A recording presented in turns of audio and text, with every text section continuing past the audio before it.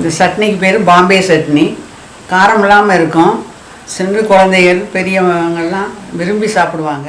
Guest வந்து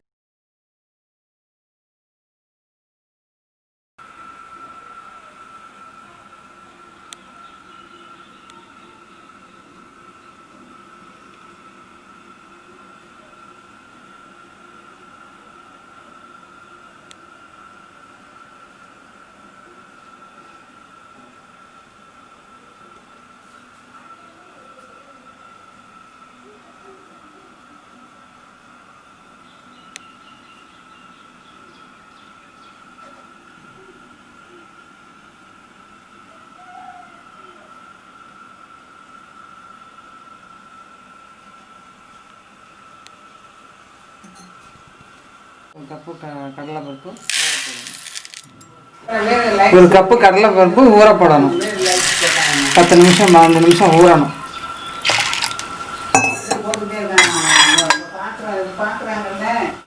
தக்காளியை பொடியாக நறுக்கிக்கணும்.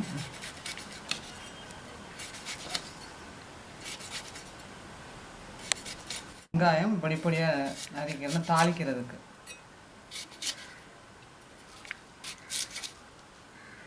அரைக்கையில் பொடியாக அரைக்கி கடலைப்பருப்போடு அரைக்க போடணும். கடலைப்பருப்பு நல்லா கழுவிடணும். ஊற வச்சுட்டு கழுவிடணும். கடலைப்பருப்பு மிக்சியில் போட்டு அரைக்கணும்.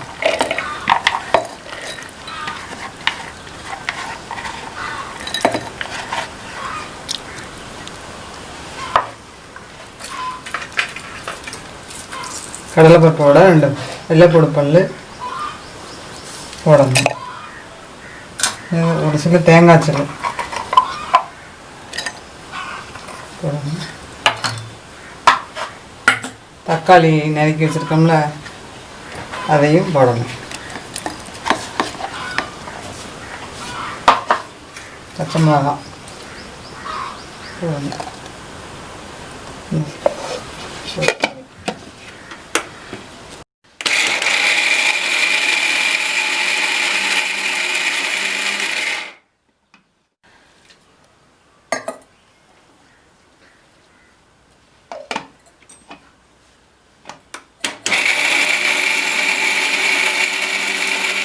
கேட்குமா அதில்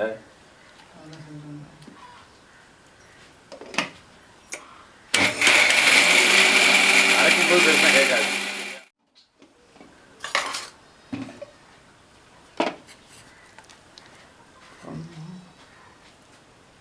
இன்னும் கொஞ்சம் அரைக்கணும்.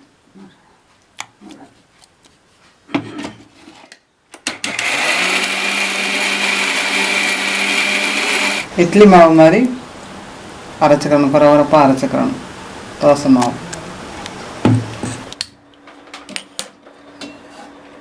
காஞ்ச முன்னாடி எண்ணெயை ஊற்றணும்.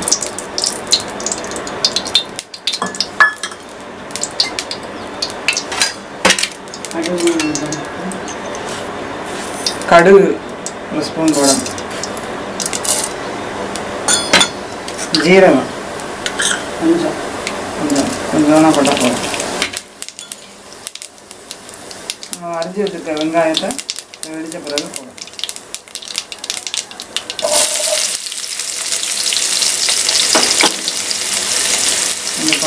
வரமிளகா கிள்ளி போடணும். கருவேப்பிலை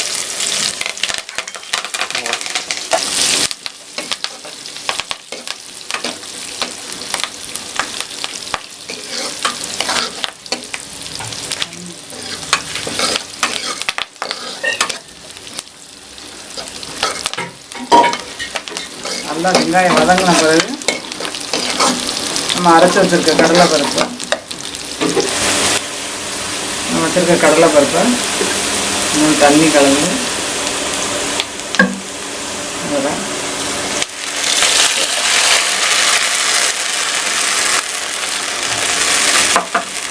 நம்ம தேவையான அளவு கொஞ்சம் நிறையா வேணும் அப்படின்னா தண்ணி கலந்து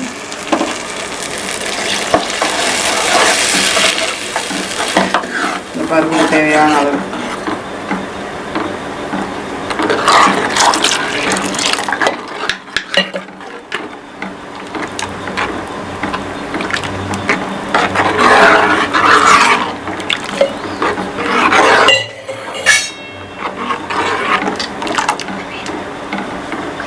என்னென்ன உப்பு, அதுக்கு தகுந்தாப்புல உப்பு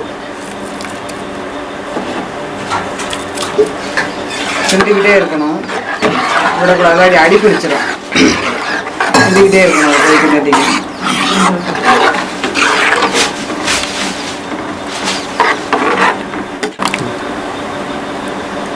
லேசாக அந்த முறையாக வரையில் கிண்டிக்கிட்டே இருக்கணும். அடி பிடிக்க விடாமல் கிண்டிக்கிட்டே இருக்கணும்.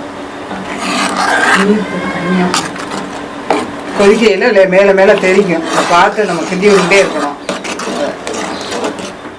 ஆஃப் பண்ணியாச்சு. இப்போ மேலே டெக்கரேஷனுக்காக கொத்தமல்லி.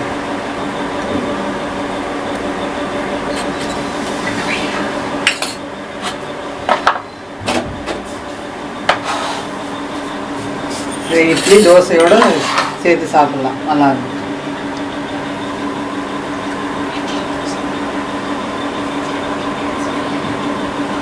பாம்பே சட்னி, கடலைப்பருப்பு பாம்பே சட்னி.